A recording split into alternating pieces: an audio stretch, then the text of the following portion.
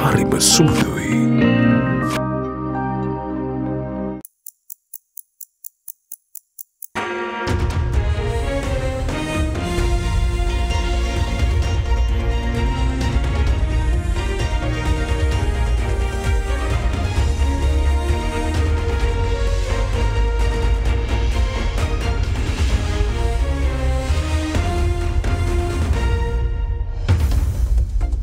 Tonight on First at 9, this Friday the 8th of March 2024. Striving for equality, government to draft gender budgeting bill, separate commission to oversee the Women's Empowerment Act. Walk the talk, President invites political party leaders to discuss the extended fund facility program with the visiting IMF delegation. Exploited. Discontinuation of the milk powder price formula led to windfall importer profits. The Committee on Public Finance uncovers. On the 13th, 14th and 15th of March at the Water's Edge at Slim Dialogue Brand Week. ඔබේ විශ්වාසය දිනු සෙන්සුරයින් දැන් ළඟමැති ෆාමසියෙන් ලබා ගත හැක. This is Derana First at 9 with Ndivari Amuata and Mahish Johnny. From Studio 24 in Colombo.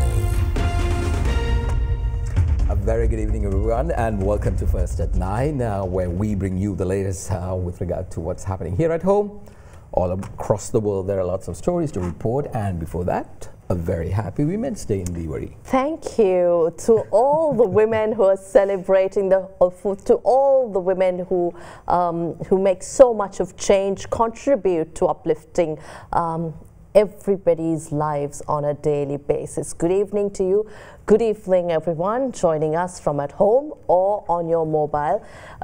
We're here on Women's Day, of course, but exactly. So now there is a question that I always wanted to ask. I know I'm not, going with the mainstream narrative per se, but are you getting the fact of the Women's Day that is being discussed? I mean, I see it more commercialized version of it today, not even just Women's Day, all the other days. If you look at Christmas, it's no longer about Jesus Christ's birth, it's about Santa Claus. If you look at Easter, it's about the Easter Bunny and not about Jesus Christ himself.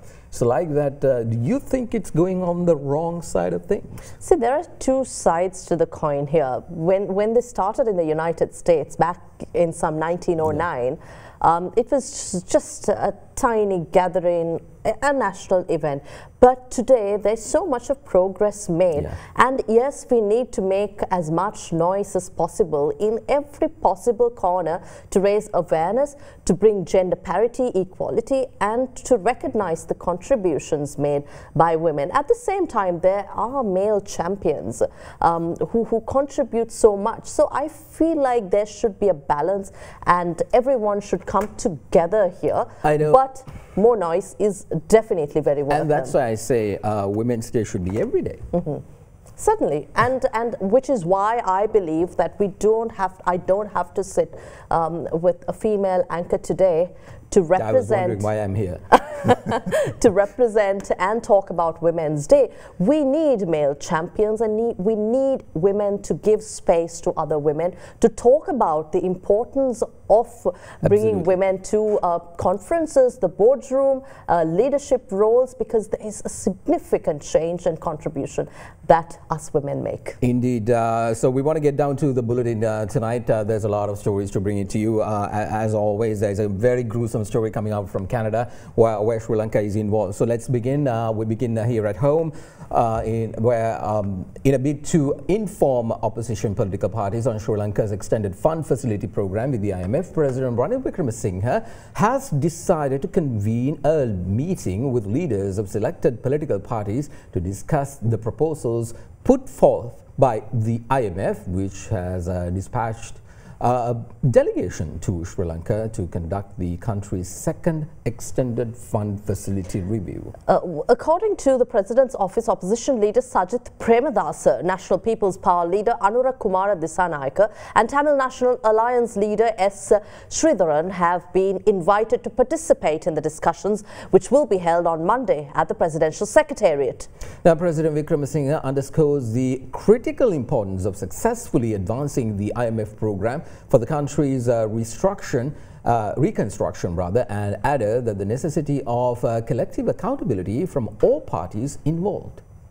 Since the approval of the Extended Fund Facility Program for Sri Lanka by the International Monetary Fund, its terms and conditions have come under heavy criticism from most opposition political parties, highlighting that most of the program's conditions add more pressure to the people who were affected by the crisis.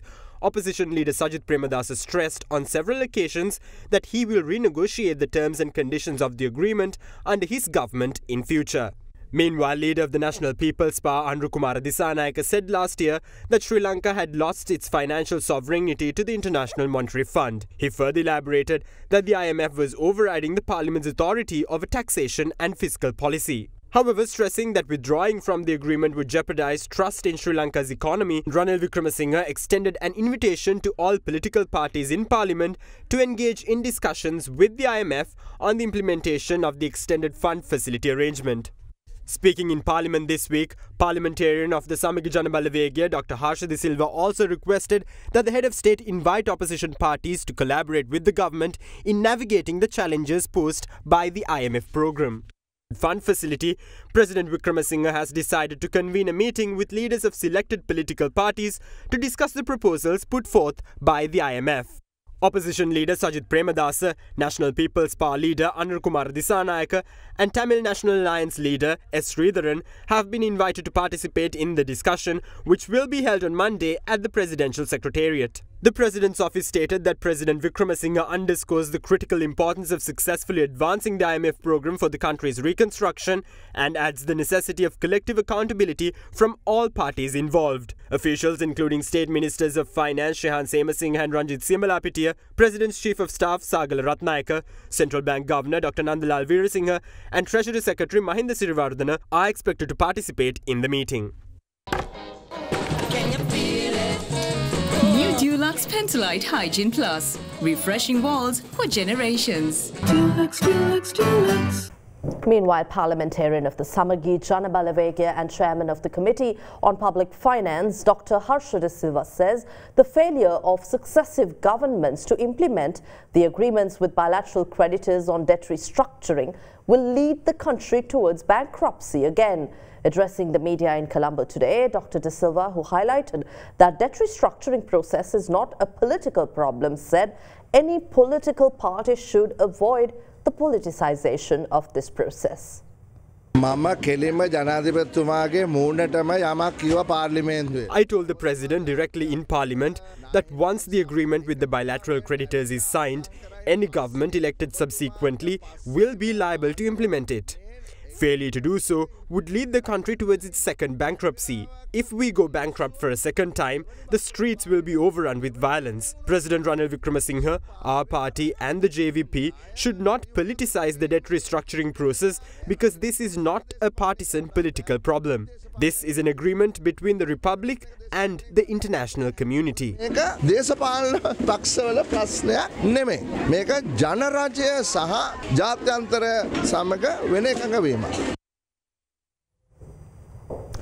Well, as we spoke earlier, today we celebrate International Women's Day. Addressing the annual national celebration of the International Women's Day, President Ranil Wickremesinghe revealed plans of establishing 2 significant bills aimed at advancing gender equality and empowering women. The head of state added that both bills are set to be presented to Parliament in May. President Wickremesinghe went on to note that a commission will be established to oversee the proceedings of the Women's Empowerment Act. The national celebration of International Women's Day was held at the water's edge today under the patronage of President Ranil Wickremesinghe. Our women can change the country entirely. Women will be able to shape the future of this country if their strength is directed towards politics and the economy.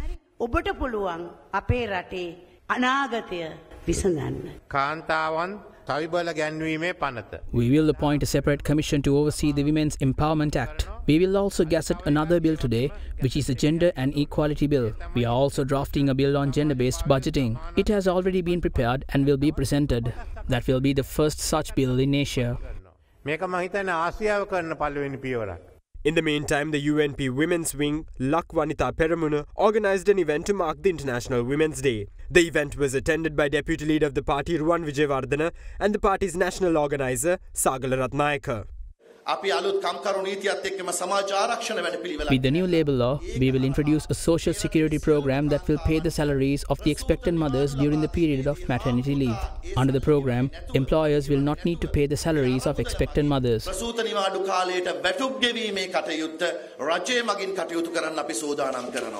Commemorating International Women's Day, opposition leader Sajid Premadasa donated an incubator machine and 2 warmer machines to the Castle Street Hospital in Colombo.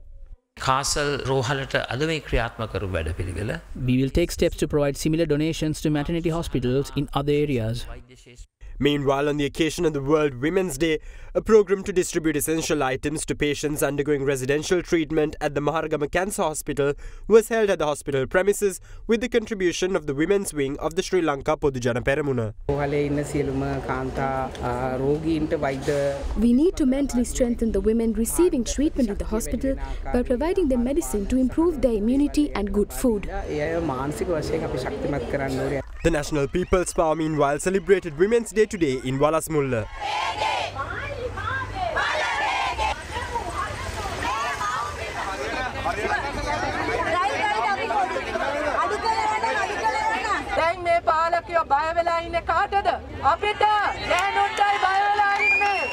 The Community Police Division 2 organised a special program celebrating Women's Day under the patronage of Inspector General of the Police, Deshabandhu Tennakone, at Nalanda College.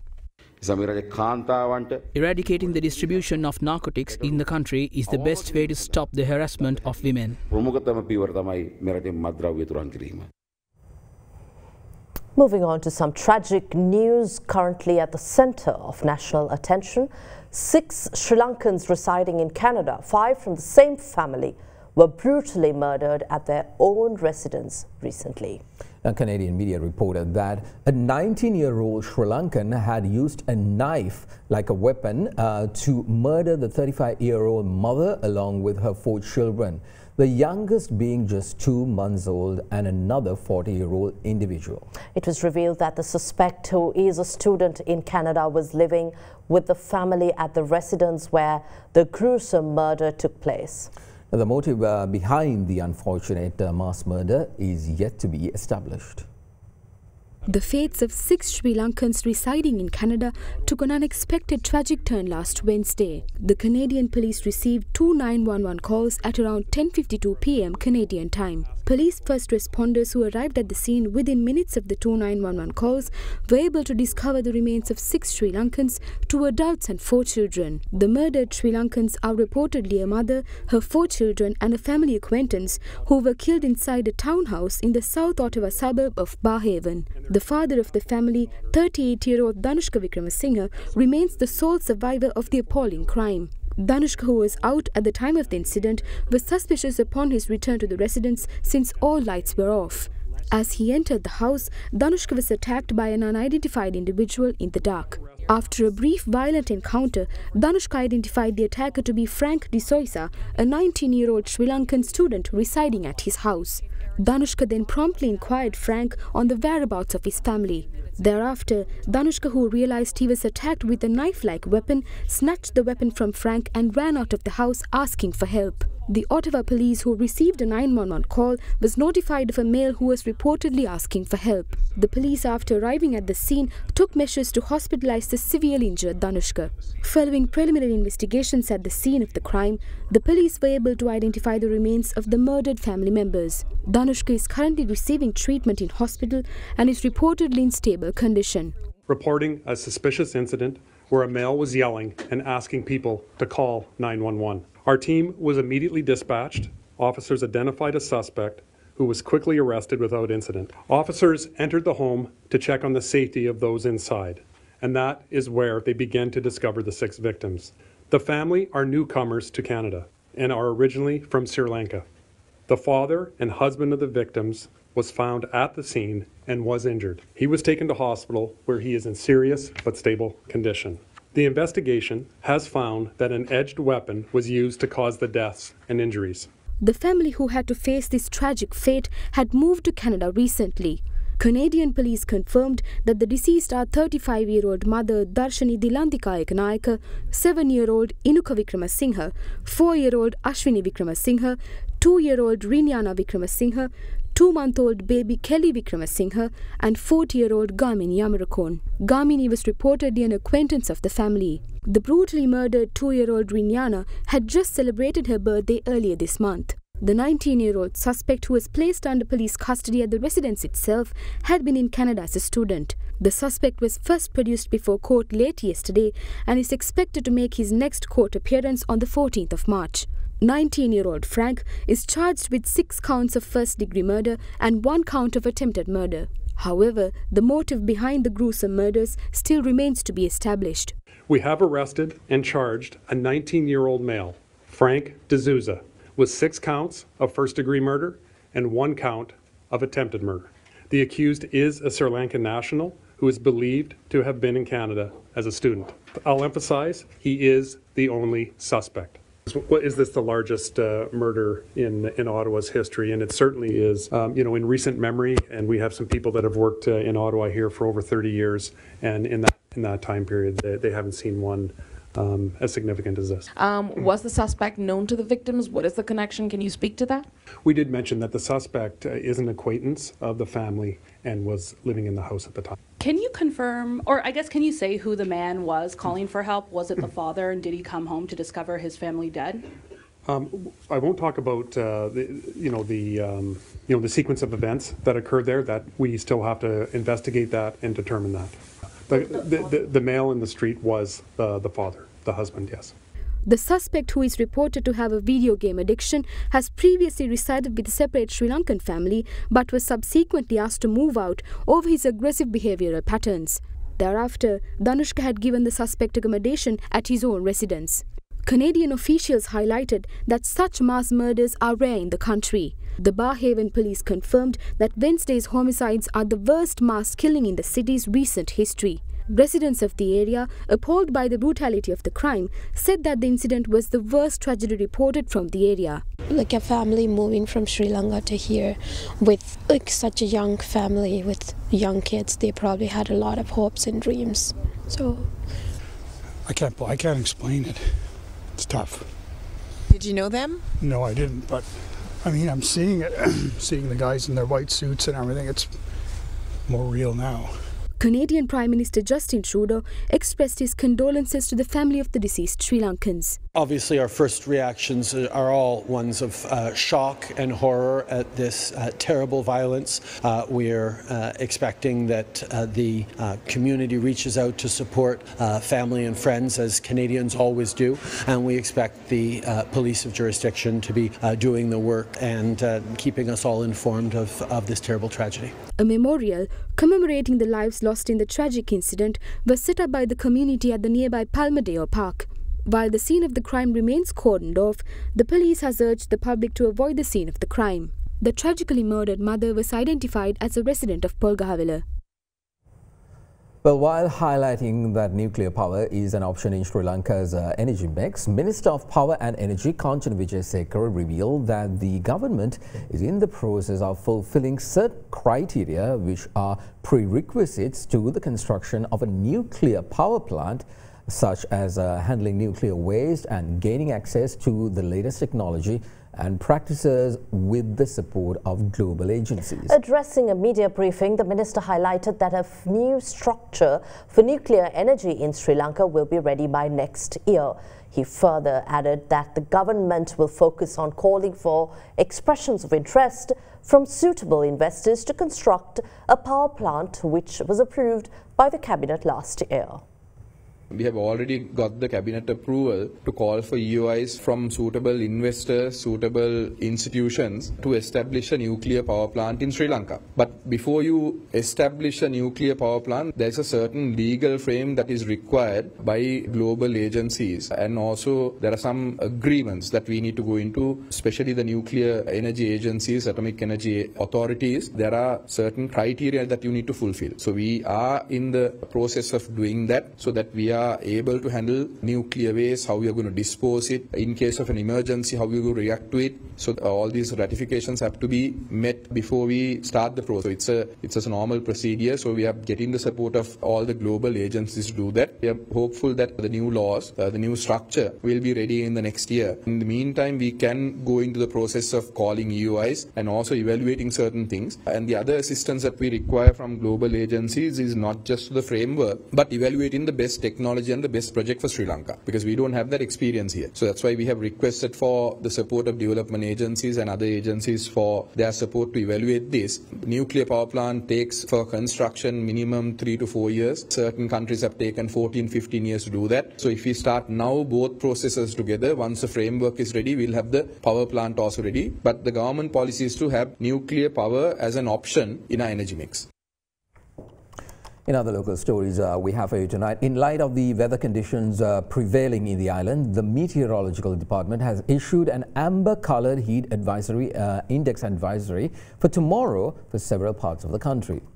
Now, the temperature felt on the human body tomorrow is expected to reach caution level between 39 to 45 degrees Celsius in parts of the northern, western, southern and north central provinces and Monragala, Ratnapura, Mana, Vaunia, Mullaitivu and Trincomalee districts.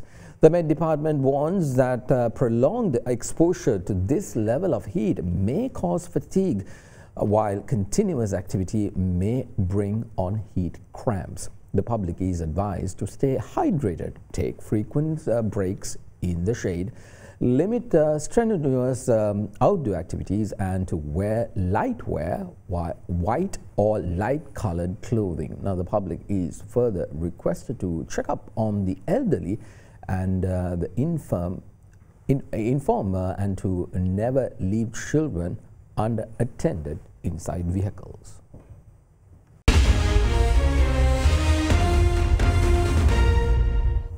Welcome back to the news. A special discussion took place between President Ranil Wickremesinghe and Sri Lanka Podujana Peramuna. The meeting last night was attended by former President and leader of Sri Lanka Podujana Peramuna Mahinda Rajapaksa and the party's national organizer Basil Rajapaksa. It was reported that the meeting focused on topics ranging from the restructuring of state-owned enterprises and power devolution. Notably, reports have not emerged of any talks on the formation of an alliance for the upcoming presidential election. The meeting, however, ended without reaching a final consensus. Another discussion is expected to take place between both parties in the near future. Well, strong views were exchanged in the political arena today over the appointment of SLPP MP Rohitha Abegunawardena as the chairman of the Committee of Public Enterprises. Now, parliamentarian Partli Champika Ranawaka claims that the coup was used in the recent past as a publicity stunt, while MP Namal Rajapaksa of the SLPP claims that it does not matter who chairs the committee since there is a firm legal infrastructure around the committee. Now, let's take a look at that and some other views shared on the political arena. COPE එක කියන එක ඇත්තටම රජයේ දෙපාර්තමේන්තු නොවන සංස්ථා අධිකාරී ආයතන 430 ගානක් විගණකාධිපතිගේ වාර්තා විමර්ශනය කරන්න තියෙන්නේ. මේ පහුගිය කාලේ ඩිව් ගුණසේකර මහත්තයා ඇරෙන්න මේ අපි දන්න කාලේ දිගටම මේක පාවිච්චි වුණේ ප්‍රචාරක ක්‍රියාවලියක් හැටියට. කමිටුවේ හා පාර්ලිමේන්තුවේ ගරුත්වය රැකෙන ආකාරයේ පත්වීමක් කරනවා මිසක් මේ බැසිල් රාජපක්ෂ මහත්තයාගේ හිතවතුන් ඒකට දාගෙන ඊට වැඩි ප්‍රතිඵලයක් බලාපොරොත්තු වෙන්න බෑ. මොන වගේ කෙනෙක් සභාපති වුණත් කෝප් කමිටුවට තියෙන නීතිමාලාව විස්තර හොයන්න විතරයි නං. එතනින් ඒක මාධ්‍යයට ඔබතුමාලාට දීලා මාධ්‍ය පටිගත කරලා මාධ්‍ය පෙන්වන එක විතරයි නං. ඉතින් යාට ඉතින් කවුරු කෝප් කමිටුවේ සභාපති වුණත් පළක් වෙන්නේ නැහැ නේද? මට තේරෙන්නේ තාම පොජ්ජන පෙරමුණ පාඩම ඉගෙනගෙන නැහැ වගේ. තාම ඉතින් ඉන්නේ ඒගොල්ලන්ට ඕන කෙනා පත් කරපුවාම වැඩේ හරියයි කිය. ඉතින් ඔහොම තව කරගෙන යන්න කියන තව පොඩි කාලයයි තියෙන්නේ මාස 5කට විතරනේ තව යන්න වෙන්නේ. ඒ කියන්නේ තාම ගුටි කාලත් පාඩම් ඉගෙනගෙන නැහැ. රෝහිත මහත්තයා කෝප් එකේ සභාපති සඳහා යෝජනා කරනවා කියලා කියන්නේ ඒ වෙනුවෙන් යම් පිරිසක් ඡන්ද දෙනවා කියලා කියන්නේ මෙරටේ පාර්ලිමේන්තු ප්‍රජාතන්ත්‍රවාදයට බුදු සරණයි. සභාපතිවරුන් පත් කරන කෝප් කමිටුවට ඒ පත් වුණු පිරිස ගැන අදහසක් තියෙනවද? නැහැ. කිසිම අදහසක් නැහැ.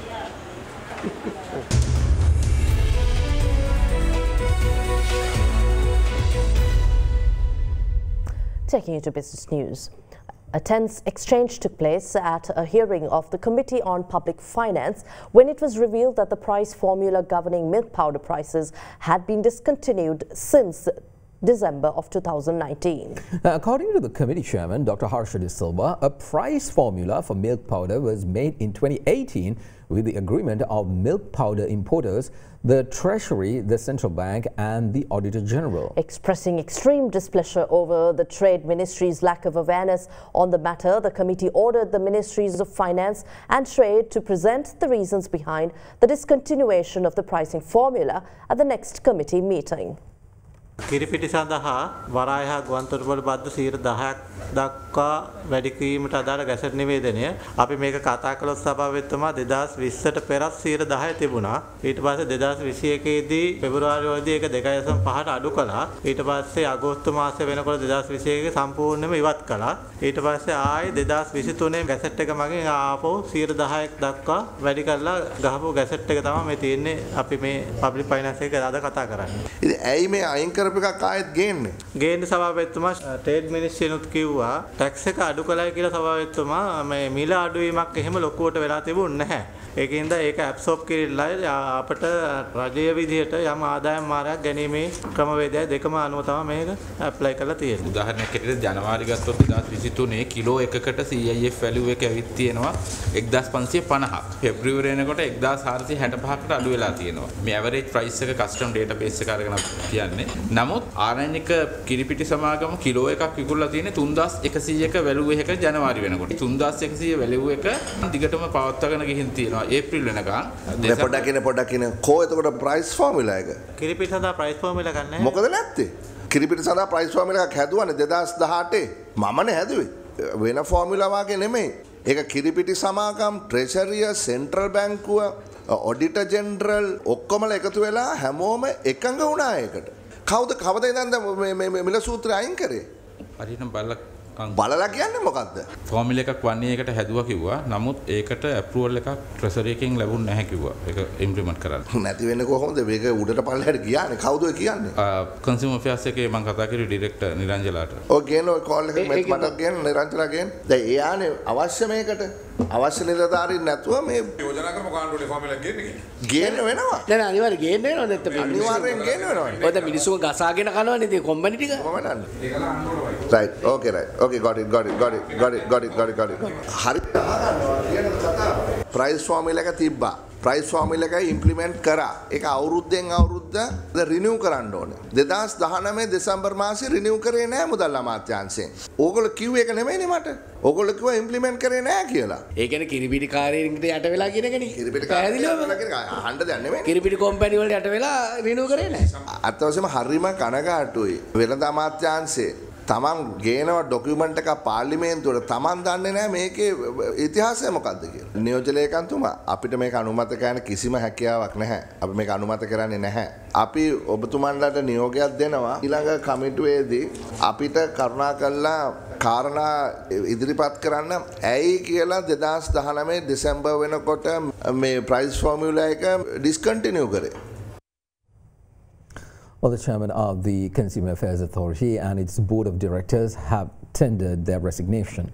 Trade Minister Nalin Fernando mentioned that 15 board members of directors, including Shant Niriala, have resigned in this matter. It is reported that the decision was taken by the CAA's board of directors in compliance with a notification made by the minister.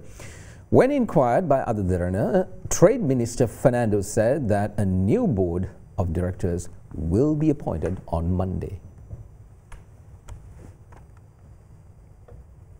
According to the central bank's latest year-on-year performance review, Sri Lanka recorded an increase of over 16% in workers' remittances in February, while tourism earnings increased by a massive 114% compared to the previous year. The data revealed that in February of this year, workers' remittances reached $476.2 million, showing a growth of 16.88% compared to February last year. Meanwhile, earnings from tourism was recorded at $345.7 million, marking an increase of 113.92 compared with the same month last year. Well, yes. That's all the news from us here tonight. Enjoy the evening. I'm Indipuri Amwat. Mahesh, Johnny, we both will see you on Monday, and make sure that you tune to First at Night tomorrow at 9 p.m. as well. See you then. Bye for now.